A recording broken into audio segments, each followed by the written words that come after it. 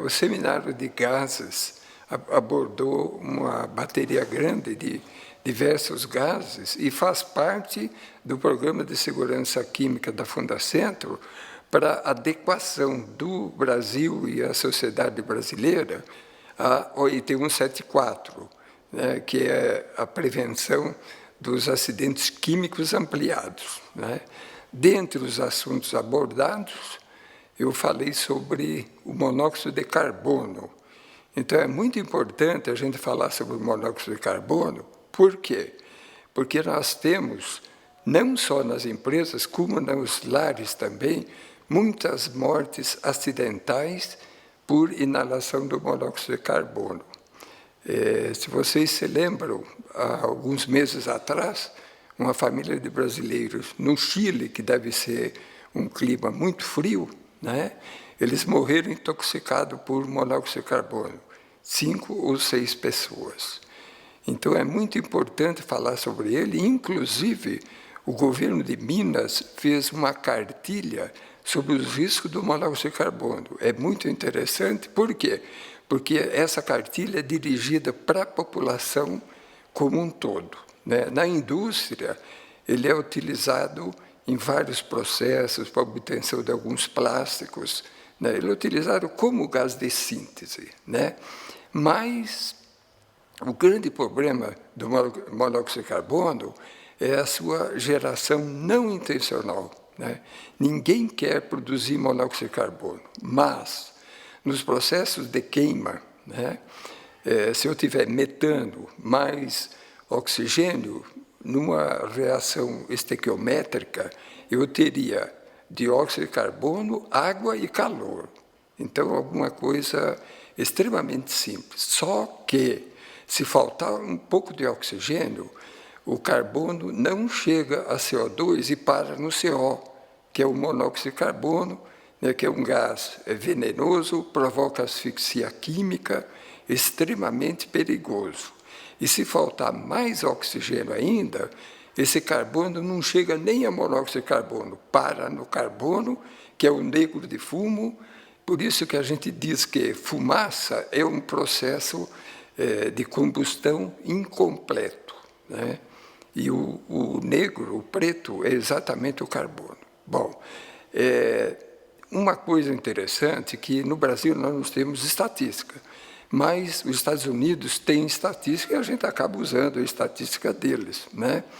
E para mim foi surpresa saber que nos Estados Unidos 73% das mortes por monóxido de carbono não foi acidental, foi intencional. Então, eles chamam de morte intencional, que, na verdade, é o suicídio. Por quê? Porque o suicídio por monóxido de carbono, né, o monóxido de carbono produz uma morte invisível, né, insensível e extremamente barata. Daí o grande número de suicídios por inalação de monóxido de carbono, né? Nos Estados Unidos, de 1999 até 2014, houve redução dos índices de morte, tanto acidentais como intencionais, pelo monóxido de carbono, talvez devido às campanhas que o governo americano fez, porque a população aumentou muito, mas não aumentaram as mortes. Então, é muito importante a gente falar sobre o monóxido de carbono, né?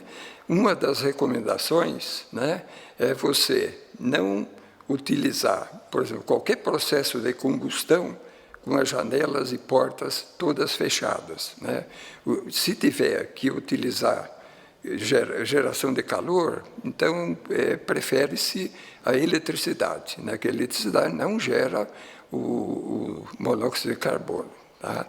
Então, o monóxido de carbono era isso, né? Também, nesse seminário, foi abordado o acetileno, né? Nós temos os hidrocarbonetos de ligação simples, dupla e tripla, né? A ligação simples, né, seria, por exemplo, o etano, ligação dupla, o etileno, e ligação tripla seria o acetileno ou etino, tá? Bom, o acetileno, durante muito tempo, né? Ele foi usado pelos pescadores, né? Na famosa lamparina de carbureto, né? E foi utilizado também em oficinas pequenas, né? Em processo de geração de acetileno. Por quê? Você pega o carbureto, que é o carbeto de cálcio, joga água, ele libera acetileno, né? Então, nas oficinas pequenas, era muito comum a gente ter os geradores de acetileno e um cheiro horrível por causa das impurezas do acetileno, né? Hoje, poucas oficinas utilizam geradores de acetileno. A maior parte utilizam cilindros. Só que os cilindros, eles não armazenam só acetileno. O cilindro é uma cerâmica porosa, né, com acetona e o acetileno dissolvido nessa acetona. Por isso que a gente recomenda sempre o transporte dos cilindros de acetileno sempre na vertical. Por quê? Porque se ele estiver na horizontal, pode vazar a acetona e junto com a acetona vai sair o acetileno, né? Então, hoje, nós não temos cilindro de acetileno puro. Por quê? Porque ele tem grau 3 de risco à saúde e grau 4, né, de inflamabilidade e grau 3 de reatividade. Então, o acetileno é extremamente perigoso. Se ele estiver puro e se bater no cilindro ou aquecer, ele pode explodir, né? Outro gás que foi abordado nesse seminário, né, de gases industriais foi o óxido nitroso, o N2O, né? Então, o óxido nitroso foi descoberto no século XVIII, né? E no século XIX ele foi utilizado para animar as festas. Por quê?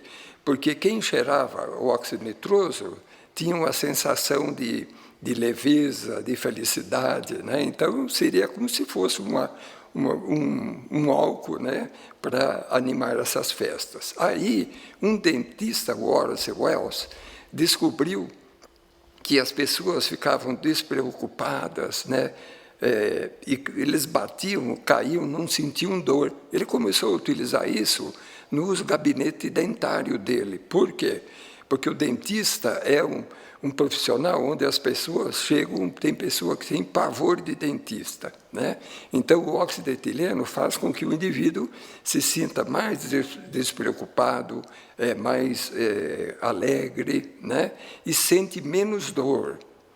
No Brasil, eu não tenho notícia do uso do óxido nitroso nos gabinetes dentários, mas nos Estados Unidos, 50% dos gabinetes dentários, né, eles utilizam o óxido nitroso numa mistura de 2:1 com oxigênio, né? 50% dos procedimentos odontológicos nos Estados Unidos utilizam o óxido nitroso, né?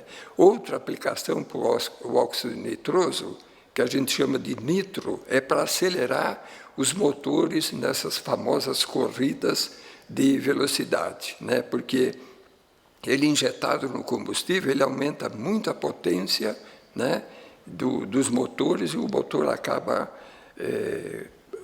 correndo mais, né? Então, se torna muito mais eficiente, né? E depois também a gente falou sobre o cloro, né? Então, o cloro tem uma aplicação de uso tanto industrial como doméstica, né? Na aplicação industrial, ele é utilizado no tratamento de água, tratamento de esgoto, etc., né? E nos lares, ele é utilizado como esterilizante, né? Ele tem uma cor amarelo esverdeado, né? Daí que veio o nome de chloros. Chloros, em grego, é verde, né?